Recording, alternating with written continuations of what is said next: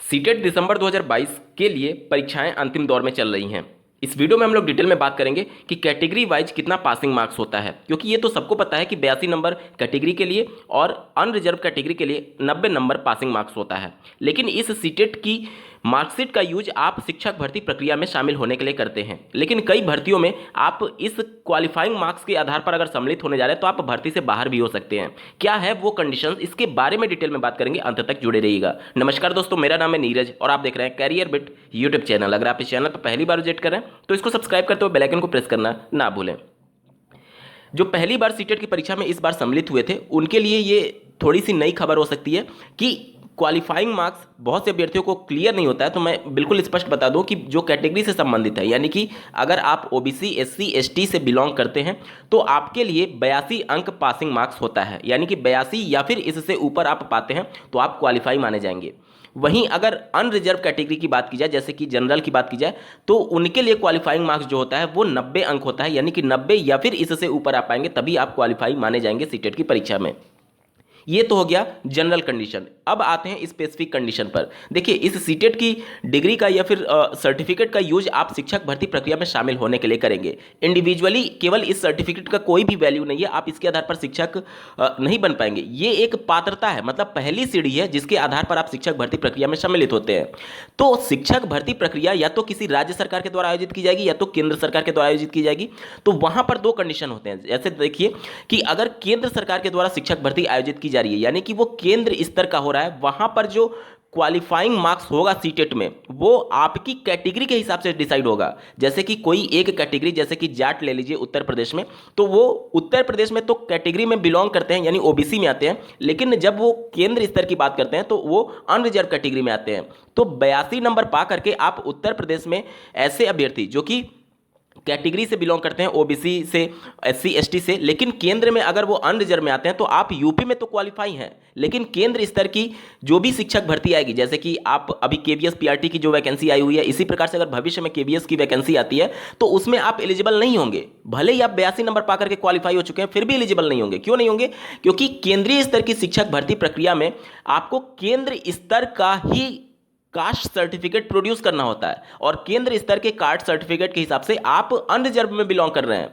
तो ये एक पहला कंडीशन हो गया। इसी तरह से आप दूसरा कंडीशन ये मान लीजिए कि मान लीजिए राज्य सरकार के द्वारा शिक्षक भर्ती आयोजित की जाती है, जैसे कि उत्तर प्रदेश में सुपर टेट की परीक्षा का आयोजन किया जाता है, तो उसमें भी सम्मिलित होने के लिए यूपी टेट और सीटेट दोनों इक्वली वैलिड है। लेकिन जब आप सीटेट को अप्लाई करेंगे तो सीटेट में फिर वही कंडीशन आएगा कि सीटेट चूंकि केंद्र स्तर की परीक्षा है और इसलिए केंद्र में आपकी कैटेगरी क्या है वो मेंशन करना होता है। कहने का मतलब कि अगर आप यूपी में तो ओबीसी में आ रहे हैं या फिर एससी एसटी में आ रहे हैं, लेकिन अगर केंद्र में अनरिजर्व कैटेगरी में आ रहे हैं तो आप 82 नंबर के आधार पर सुपर टेट की परीक्षा में सम्मिलित नहीं हो पाएंगे।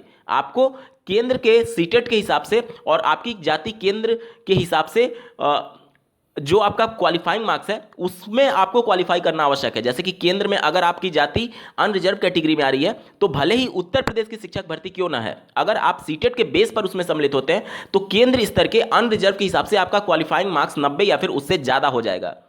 उम्मीद करता हूं कि आप चीजें समझ पा रहे होंगे। कहने का मतलब यह है कि अगर आप सीटेट का प्रयोग कहीं भी करते हैं, चाहे राज्य स्तर की शिक्षक भर्ती में या फिर केंद्र स्तर की शिक्षक भर्ती में, जैसे कि केवीएस हो गया, इन सभी भर्तियों में अगर आप सीटेट के बेस पर सम्मिलित होते हैं तो वहां पर आपका जो कास्ट होगा वो केंद्र में क्या माना जाता है उसके अनुसार आपका क्वालिफाइंग मार्क्स डिसाइड होगा। जैसे कि यूपी में अगर आप किसी कैटेगरी से बिलोंग करते हैं तो यूपी की शिक्षक भर्ती में तो आप वो माने जाएंगे, लेकिन अगर सीटेट के बेस पर सम्मिलित हो रहे हैं तो भी यूपी वाला कैटेगरी नहीं माना जाएगा बल्कि केंद्र वाला माना जाएगा। अगर आप यूपी की शिक्षक भर्ती में सम्मिलित होने जा रहे हैं और यूपी टेट के बेस के आधार पर सम्मिलित हुए हैं तो यूपी टेट जो होता है वो राज्य सरकार आयोजित करती है और राज्य सरकार के अंतर्गत जो भी आपका कैटेगरी है, कहने का मतलब कि उस राज्य में जिस भी कैटेगरी में बिलोंग करते हैं उस कैटेगरी से आपने अप्लाई किया होगा तब तो कोई दिक्कत नहीं है। लेकिन अगर सीटेट का प्रयोग आप कर रहे हैं किसी भी राज्य स्तर की शिक्षक भर्ती प्रक्रिया में या फिर केंद्र स्तर की शिक्षक भर्ती प्रक्रिया में, तो सीटेट चूंकि केंद्रीय स्तर की परीक्षा है इसलिए केंद्र में जो आपकी जाति होगी उसके अनुसार आपको क्वालिफाई करना होगा।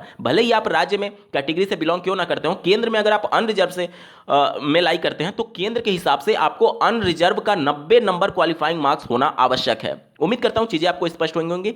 फिर से मैं एक बार समराइज कर देता हूं कि अगर आप अनरिजर्व कैटेगरी से बिलोंग करते हैं तो आपके लिए क्वालिफाइंग मार्क्स 90 अंक होगा, और अगर आप कैटेगरी से बिलोंग करते हैं तो आपके लिए क्वालिफाइंग मार्क्स 82 अंक होता है। दोस्तों, सीटेट दिसंबर 2022 की परीक्षा समाप्त होने के लगभग कगार पर है। आज मैं जब ये वीडियो बना रहा हूं तो 5 तारीख है और 7 तारीख अंतिम तिथि है परीक्षा समाप्त होने की। मैक्सिमम लोगों का परीक्षा हो चुका होगा। आप कमेंट के माध्यम से जरूर बताइएगा कि आपका पेपर कैसा गया, साथ ही साथ कितने एक्सपेक्टेड मार्क्स हैं आपके सीटेट की परीक्षा में आने के, कमेंट के माध्यम से जरूर बताइएगा। और साथ ही साथ ये भी बताइएगा कि जो वीडियो सीरीज में चला रहा था सीटेट की परीक्षा के लिए, जो पिछले प्रीवियस ईयर के सभी पेपर्स को का सॉल्यूशन मैंने आपको प्रोवाइड किया, क्या उससे आपको हेल्प मिली, कमेंट के माध्यम से जरूर बताइएगा। और सीटेट के रिजल्ट के लिए आपको बहुत बहुत ढेर सारी शुभकामनाएं। इस वीडियो को देखने के लिए आपका बहुत बहुत धन्यवाद। भगवान करे आपका दिन शुभ हो।